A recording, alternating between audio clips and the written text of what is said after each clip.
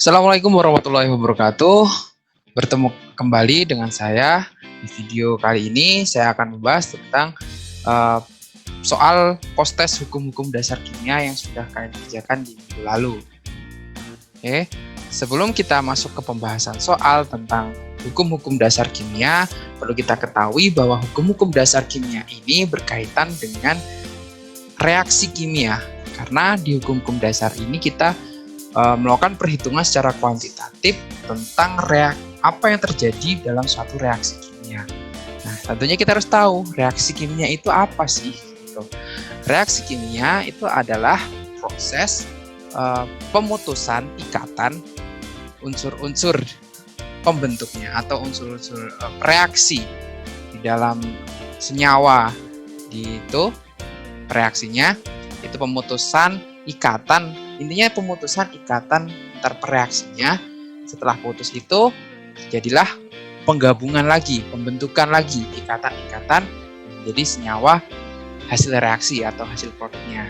Jadi saya ulangi lagi bahwa reaksi kimia adalah suatu proses pemutusan ikatan-ikatan di dalam senyawa atau molekul unsur di dalam reaksinya dan proses penggabungan lagi atau pembentukan lagi menjadi senyawa-senyawa atau unsur di hasil reaksinya.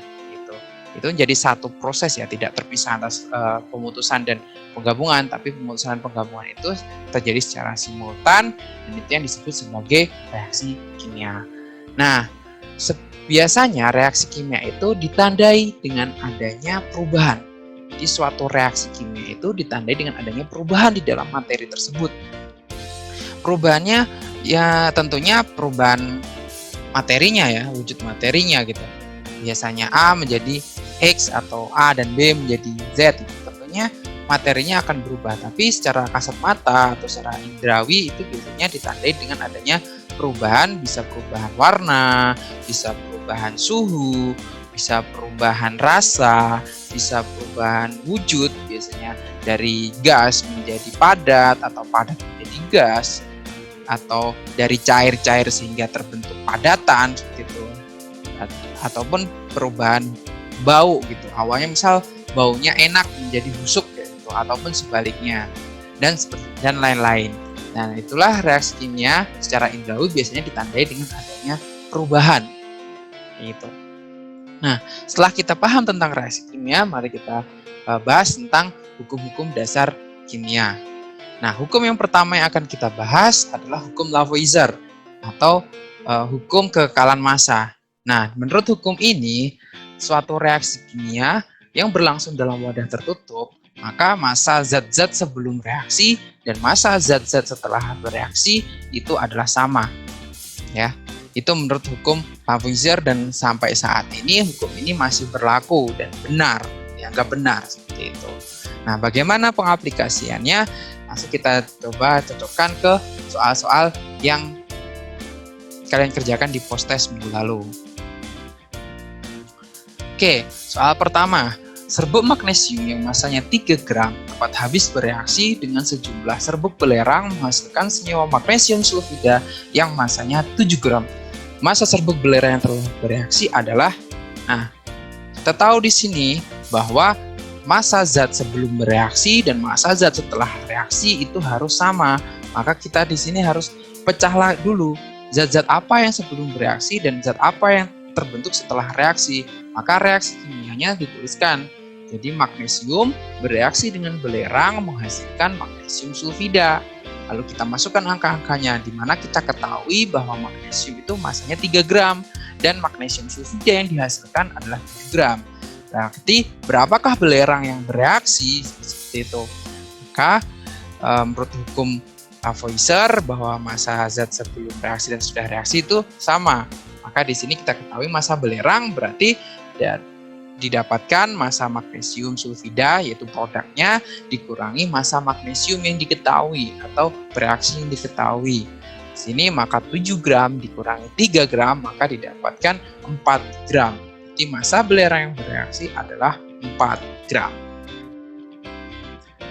Soal selanjutnya, sebanyak 20 gram gas hidrogen direaksikan dengan 100 gram oksigen untuk menghasilkan air. Ternyata seluruh gas oksigen habis dan gas hidrogen masih bersisa. Jika massa air yang direaksikan adalah 112,5 gram, maka berapa massa gas hidrogen yang tidak turut bereaksi? Nah, di sini kita ketahui bahwa reaksi yang terjadi yaitu antara hidrogen dan oksigen itu menghasilkan air. Mana kita ketahui hidrogennya adalah 20 gram dan oksigennya adalah 100 gram. Dan air yang didapatkan adalah 112,5 gram. Nah, menurut hukum Lavoisier atau hukum kekalan massa, maka massa sebelum bereaksi itu akan sama dengan massa zat-zat sesudah reaksi. Di mana massa sebelum reaksi kita ketahui berarti massa hidrogen ditambahkan massa oksigen itu akan sama dengan massa setelah reaksi.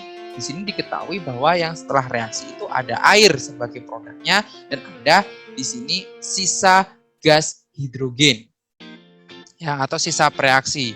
Di sini jelas di soal ditulis bahwa ternyata seluruh gas oksigen itu habis dan gas hidrogen masih bersisa. Maka di sini sisa preaksinya adalah gas hidrogen. Maka tinggal kita jumlahkan 100 ditambah 20 sama dengan 112,5 ditambah sisa preaksi.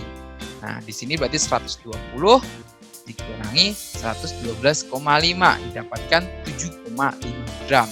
Maka zat hidrogen atau yang sisa bereaksi yang tidak ikut bereaksi, maka di sini didapatkan adalah 7,5 gram.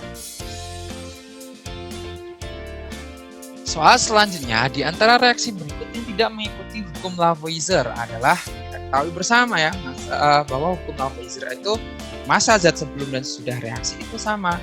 Maka dilihat aja di sini dari kelima pilihan ini yang massa total sebelum dan sesudah reaksinya itu berbeda.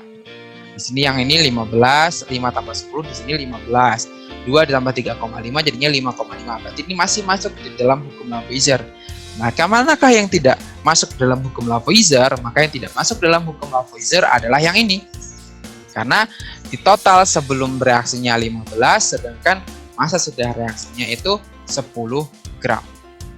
Oke, kita lanjut ke hukum selanjutnya yaitu hukum Proust atau hukum perbandingan tetap.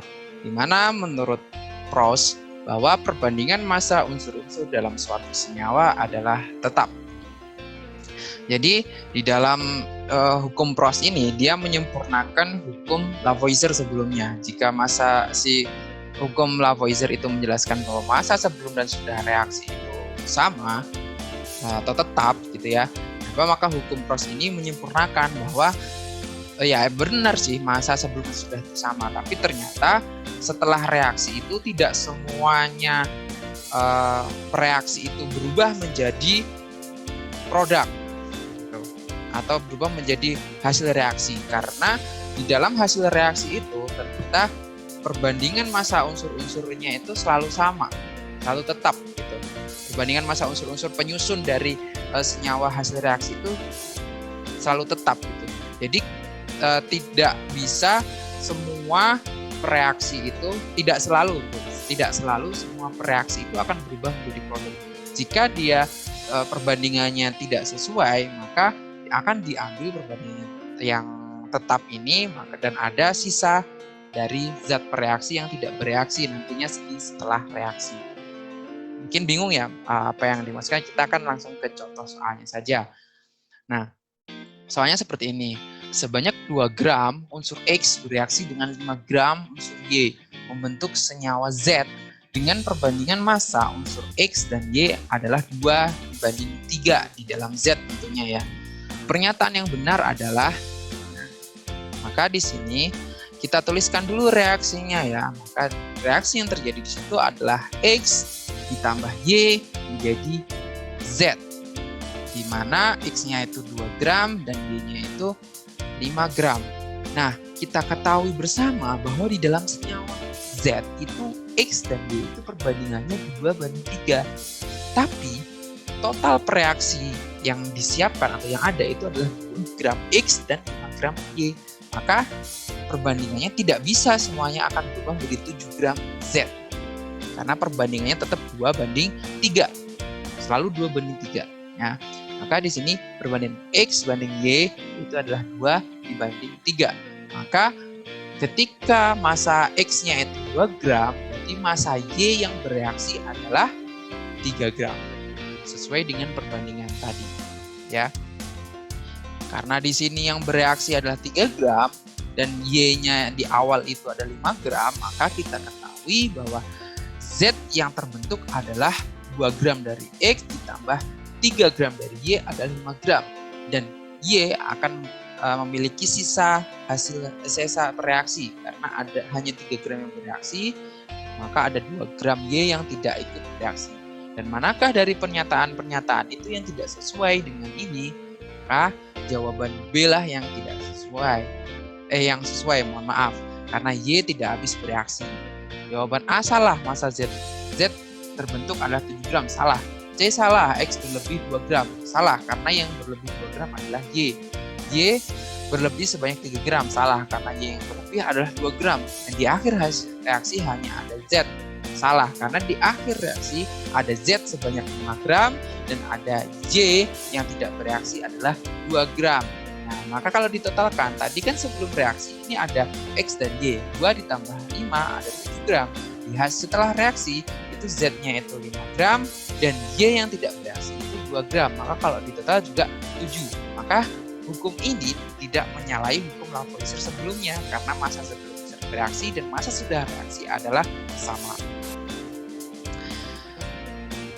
Contoh selanjutnya, sebanyak 2 gram unsur P bereaksi dengan 5 gram unsur Q membentuk senyawa Z juga. Dengan perbandingan unsur P dan Q dalam senyawa Z itu adalah 1:2. Ini hanya berbeda perbandingan saja ya, tadi 2:3, sekarang 1:2. Dan di sini diganti pertanyaannya. Pertanyaan yang tadi itu pernyataan yang benar, sekarang pertanyaannya adalah pernyataan yang tidak benar. Kita cari yang salah. Maka kita tulis dulu ya, P ditambah Q jadi Z. Mana P-nya 2 gram, Q-nya 5 gram. Sedangkan perbandingan antara P dan Q dalam senyawa Z adalah 1:2. Sehingga massa reaksi yang bereaksi kita bandingkan P banding Q sama dengan 1:2. 1:2 dapat dari perbandingan itu ya. Lalu ya 1:2. Kalau P-nya itu satunya itu 2 gram, P-nya itu 2 gram, berapa massa Q yang bereaksi, kan? Maka di sini 1/2 sama dengan 2 gram dibagi X gram. Maka di sini kita tinggal kali silang ya. Dikali silang sehingga X sama dengan 2 dikali 2 gram dibagi 1 sama dengan 4 gram. Jadi massa senyawa Z yang terbentuk adalah 2 ditambah 4. 2 ini 2 gram dari P dan 4 gram dari Q. Sama dengan 6 gram Z hasil reaksi, dan di situ karena hanya 4 gram Q yang bereaksi sedangkan Q di awal ada 5 gram, berarti sisa reaksinya adalah 1 gram Q. Nah, dari penjelasan ini kita cari yang tidak benar. Massa Z yang terbentuk adalah 7 gram. Ini sudah salah ya, karena di sini diketahui bahwa massa Z yang terbentuk adalah 6 gram. Nah, jawaban ini adalah A yang salah. Selebihnya semua benar. Q tidak habis bereaksi benar. P habis bereaksi benar. Karena 2 gram tadi ya. Hanya 4 gram unsur Q yang bereaksi benar juga. Peristiwa tersebut merupakan contoh impuls. Tidak benar. Oke, gitu jawabannya. Oke, soal selanjutnya. Reaksi antara 2 gram unsur hidrogen dan 16 gram unsur oksigen menghasilkan 18 gram air. Massa hidrogen dan oksigen berikut yang tidak dapat, jelas ya, yang tidak dapat menghasilkan 100 gram air. Ya, kita fokus pada pertanyaan itu, yang tidak dapat menghasilkan 100 gram air. Berarti kalau yang dihasilkan lebih dari 100 gram air, boleh dong. Ya kan? Berarti di sini kita cari manakah dari perbandingan-perbandingan ini yang tidak bisa menghasilkan 100 gram air. Nah, kita ketahui bersama bahwa reaksinya adalah 2H2 ditambah O2 menjadi 2H2O. Pak, itu kenapa 2H2 terus O2-nya 1, kenapa terus H2-nya juga 1 gitu ya. Ini saya rasa sudah dijelaskan oleh Butin, menyetarakan reaksi kimia bahwa hidrogen itu adalah zat-zat yang diatomik, begitupun dengan oksigen, maka tidak ada di dunia ini H saja gitu. Pasti ada H2 dan tidak ada O saja, pasti ada O2. Karena mereka adalah unsur-unsur atau molekul-molekul yang diatomik. Ya. Kita tuliskan dulu reaksinya. Jadi jelas ya, setiap kita mau menghitung satu reaksi itu tuliskan dulu reaksi. Oke, lalu kita masukkan angka-angka yang diketahui. Bahwa 2 gram unsur hidrogen dan 16 gram unsur oksigen menghasilkan 18 gram air. Berarti di sini kita harus cari dulu perbandingan antara hidrogen dan oksigen itu berapa di dalam air. Di sini bahwa kita ketahui bahwa semuanya habis kan. Awal itu 2 tambah 16 18, gitu kan? Maka di sini perbandingannya 2 dibanding 16 atau 1 dibanding 8. Maka massa minimal masing-masing bereaksi agar mendapatkan minimal 100 gram air itu berapa? Kita pakai perbandingannya, yaitu 1 dibanding 8. Banyak yang tanya seperti itu, Pak, dari manakah hasil perbandingan itu didapat? Hasil perbandingan itu didapat dari soal yang diketahui tadi. Pastikan yang bereaksi yang dihitung, ya. Sisanya jangan dihitung. Hanya bereaksi aja yang dihitung, di situ kan kita dapat perbandingannya. Atau nanti kalau udah lebih expert lagi, nanti akan dijelaskan di masanya bahwa bisa juga didapatkan dari perbandingan AR atau MR dari zat-zat yang bereaksi atau zat di dalam satu senyawa tersebut, gitu. Maka kita cari bahwa massa H2, massa hidrogennya adalah 1, karena di 1 ini dari sini perbandingannya 1 dibagi 1 ditambah 8. Kenapa Pak 1 ditambah 8? Ya, karena yang kita cari adalah H2-nya, H2O-nya kan, atau airnya. Air itu berarti kan perpaduan antara hidrogen dan oksigen. Yang persyaratannya ada 100 gram air gitu. Maka di sini harus kita tambahkan 1 ditambah 8. Gitu. Perbandingan ininya, karena yang kita cari adalah airnya gitu. Komposisi dari air 100 gram air ini minimal ya.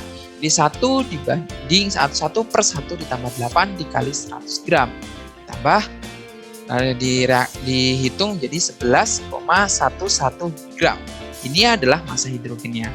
Lalu massa oksigennya caranya sama ya. Karena ini 1, kalau oksigen 8 ya. 8 dibagi 1 ditambah 8 dikali 100 gram ketemu 88,89 gram. Nah, jadi jawabannya yang A. Ya. Pak, kenapa bukan C, bukan D, bukan E? Kan itu hanya yang B yang benar, Pak. Balik lagi, kan? Yang di sini pertanyaannya adalah massa hidrogen dan oksigen berikut yang tidak dapat menghasilkan 100 gram air. Di sini yang saya hitung adalah untuk mendapatkan 100 gram air, berarti minimal, ini ya minimal, hidrogennya adalah 11,11 gram dan oksigennya adalah 88,89 gram. Berarti kalau ada hidrogen atau oksigennya yang lebih dari itu, berarti akan mendapatkan air lebih dari 100. Ya.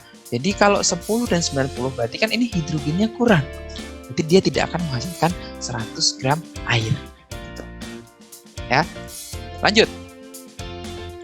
Diketahui kadar unsur dalam tembaga karbonat adalah tembaganya sebesar 51,5%, karbonnya adalah 9,7%, dan oksigennya adalah 38,8%. Massa unsur karbon dan oksigen dalam 150 gram tembaga karbonat adalah, ini sangat gampang ya. Kita ketahui bahwa di sini yang dicari adalah karbon dan oksigen ya. Nanti karbonnya adalah 9,7%, oksigennya 38,8% ya. Tinggal dijumlahkan tuh berapa? 9,7 tambah 38,8 dibagi 100 dikali 150 gram. Ditemukan 48,5% dikali 150 gram. Jawabannya adalah 72,75 gram.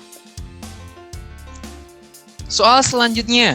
Senyawa glukosa tersusun dari unsur-unsur karbon, hidrogen, dan oksigen dengan perbandingan massa 6 banding 1 banding 8. Berapa gram unsur karbon yang terdapat dalam 60 gram glukosa? Nah, ini sudah sangat jelas ya. Yang ditanyakan adalah karbon. Dimana karbon ini kenapa tulisnya karbon ya? Udahlah, terserah ya. Ini di sini kan 6 ya, dia perbandingannya 6. Maka kita tulis di sini bahwa unsur karbon dalam 60 gram glukosa adalah 6 dibagi total itu di total tuh 618-nya itu jumlah 6 tambah 1 tambah 8 dikali 60 gram. Di 6 dibagi 15 dikali 60 gram didapatkan adalah 24 gram. Ya, jawabannya adalah A, 24 gram. Soal selanjutnya, ya, data percobaan reaksi belerang, besi dan belerang menghasilkan besi belerang terdapat pada tabel di bawah ini. Dari data tersebut didapatkan perbandingan massa besi dan belerang dalam senyawa besi belerang adalah ini ya. Ya, kita lihat itu dari tabel tersebut ya. Kita harus amati tabel-tabel tersebut ya. Ya. Bahwa yang percobaan pertama 14 gram besi, 8 gram belerang menghasilkan 22 gram besi belerang tanpa zat sisa. Yang percobaan kedua itu kita amati nih. Yang ingin kita ketahui adalah berapa perbandingan besi dan belerang dalam senyawa besi belerang. Maka dari tabel tersebut kita lihat ya, kita cari yang bereaksi saja. Kita cari yang bereaksi saja. Ya. Nah, percobaan nomor 1 dan percobaan nomor 3 itu yang beda hanya besinya saja. Kalau nomor 1 itu besinya 14, nomor 3 itu besinya 17. Ya. Tapi di sini di akhir reaksi ada zat sisa yaitu 3 gram. Sebanyak 3 gram. Berarti kalau ini sama, karena kan perbandingan antara unsur-unsur yang bereaksi dalam suatu senyawa itu harus tetap. Mereka tetap. Berarti ini harusnya sama dong. Karena zat belerang yang bereaksi juga sama-sama 8. Itu kan? Berarti 3 gram di sini tentunya pasti punya si besi. Maka 17 gram besi ini ternyata yang bereaksi hanya 14 gram. Begitupun untuk nomor 2 dan nomor 4. Yang membedakannya hanya besinya. Kalau di nomor 2 itu 21, di nomor 4 itu 25. Sedangkan produknya itu sama 33, tapi ada sisa 4 gram. Kita lihat itu di situ belerangnya sama, produknya sama, besi belerangnya sama, maka besinya aja berbeda. Maka sisa yang tercantum di tabel paling belakang itu tentunya adalah punya dari besi, yaitu yang bereaksi hanya 21. Dan dari tabel yang hijau ini kita ketahui, kita lihat tuh perbandingannya ya, 14 banding 8, 21 banding 12, 14 banding 8, 21 banding 12. Kita sederhanakan menjadi perbandingan yaitu 7 dibanding 4 ya. Jadi jawabannya adalah 7 dibanding 4 karena semuanya perbandingannya adalah 7 dibanding 4 ya. Soal selanjutnya, dari reaksi berikut A ditambah B menjadi AB didapatkan data seperti pada tabel di bawah. Dari tabel berikut dapat disimpulkan bahwa perbandingan massa unsur A dan B dalam senyawa AB adalah, nah kita lihat tuh, nah di situ ada massa awal si A, massa awal si B, dan massa AB yang terbentuk dan ada massa sisa B. Nah dari tabel ini kita cari juga massa yang bereaksi, ya, massa yang bereaksi antara A dan B. Berarti massa yang bereaksi itu tentunya massa B awal dikurangi dengan massa B sisa. Karena sisa itu tentunya dia tidak ikut bereaksi, ya. Maka di situ kita tuliskan seperti ini, hanya yang bereaksi saja. Ini tabel merah itu hanya yang bereaksi saja, sudah dikurangkan massa B sisa ya. B-nya sudah dikurangkan dengan massa B sisa. Didapatkan data seperti ini. Nah, dari perbandingan data nomor 1, 2, dan 3, dan 4, ini kita ketahui bersama, cari perbandingan yang paling simple atau yang paling sederhana. Jadi perbandingan yang paling sederhana adalah 3 dibanding 4. Ya, jawabannya adalah D. Soal selanjutnya, perbandingan massa magnesium dan oksigen membentuk magnesium oksida menurut persamaan 2 Mg ditambah O2 menjadi 2 MgO adalah 3 dibanding 2. Jika 5 gram magnesium direaksikan dengan 5 gram oksigen, maka pada akhir reaksi, tentu kita tulis dulu ya. Kebutuhan magnesium dan oksigen dalam reaksi tersebut adalah 3 banding 2. Karena magnesium oksida itu perbandingan magnesium dan oksigennya adalah 3 dibanding 2. Nah, karena perbandingannya itu sangat tetap ya, maka dengan massa magnesium awalnya 5 gram dan massa oksigen awalnya 5 gram, maka reaksi mana yang mungkin terjadi? Nah, suatu reaksi kimia itu kan terjadi dan berhenti karena apa? Karena ya reaksinya salah satunya habis gitu. Tidak mungkin dia tiba-tiba masih ada sisa reaksi nih. Ini sisa 1, ini sisa 2. Tiba-tiba dia berhenti secara sendiri gitu. Nah, kalau dikontrol mungkin kita naik motor itu ya. Kita naik motor itu kita bisa berhenti karena kita kontrol. Kalau motor itu tidak kita kontrol, maka motor itu kan berhenti ketika bahan bakarnya habis. Sama kayak reaksi kimia. Reaksi kimia itu berhenti jika salah satu dari reaksinya itu habis. Tentunya mereka bereaksi itu sesuai dengan perbandingan yang tetap tadi. Gitu. Perbandingan tetap tadi yang sudah dijabarkan di sini berarti perbandingannya adalah 3:2. Nah, maka kita misalkan jika semua magnesium itu habis, berarti massa oksigen yang dibutuhkan itu berapa sih? Nah, pakai perbandingan Mg dibagi banding O2 itu 3:2. Berarti kalau 5 gram magnesium, berarti oksigennya berapa sih yang bereaksi? Nah, kita tinggal kali silang kan. 3/2 sama dengan 5/X. Kita kali silang, jadi 5 gram dikali 2, dikali 3, ketemu 3,33 gram. Sehingga magnesium oksida yang terbentuk adalah 5 gram magnesium ditambah 3,33 gram oksigen yang bereaksi, ketemu 8,33 gram magnesium oksida. Tentunya karena di awal itu ada 5 gram oksigen, maka di sini ada sisa 1,67 gram oksigen. Nah, reaksi ini sangat memungkinkan. Nah, sekarang kita coba cari ketika oksigennya habis, berapa magnesium yang dibutuhkan. Ya. Sama caranya, hanya di sini menjadi 5 gramnya adalah punya oksigen. Ketika oksigennya itu semua habis, berapa magnesiumnya yang dibutuhkan? Ternyata dari perhitungannya, kita tinggal kali silang, berarti 5 gram dikali 3 dibagi 2, ketemu 7,5 gram. Nah, reaksi ini tidak akan mungkin terjadi. Kenapa?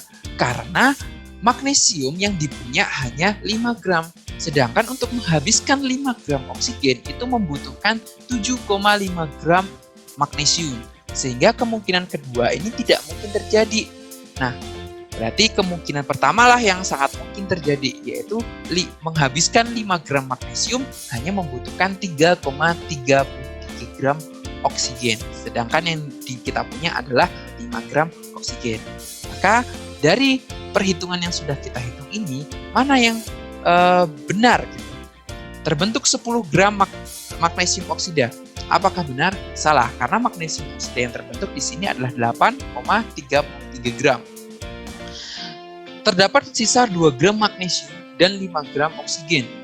Apakah itu benar? Salah, ya. Karena di sini sisa oksigennya adalah 1,67 gram, sedangkan magnesiumnya habis. Terdapat sisa 1,67 gram oksigen. Apakah benar? Ya, ini jawabannya. Karena sesuai dengan perhitungan yang kita cari. Terdapat 0,25 gram magnesium, salah, karena magnesiumnya habis dari bereaksi. Terdapat 3,3 gram oksigen, salah. Ternyata 3,33 gram oksigen itu adalah oksigen yang ikut bereaksi. Gitu. Nah, nanti kalian akan lebih tahu lagi tentang kenapa kok magnesiumnya yang habis, Pak. Kenapa bukan oksigen yang habis? Karena ya tadi itu. Karena kan reaksi itu berlangsung sesuai dengan perbandingan masanya tadi kan. Dan dia akan berakhir ketika kalau tidak dikontrol, maka reaksi itu berakhir ketika reaksi salah satunya habis. Nah, itu kan reaksi yang habis itu disebut sebagai reaksi pembatas. Nanti akan kalian pelajari di stoikiometri di pelajarannya Butin, ya. Kimia dasar yang akan dijelaskan oleh Butin. Oke, mungkin itu saja yang kita bahas. Masih hanya ada 2 hukum, yaitu hukum Lavoisier dan hukum Prost. Untuk hukum-hukum yang lain kita ketemu di video part 2-nya. Terima kasih. Assalamualaikum warahmatullahi wabarakatuh.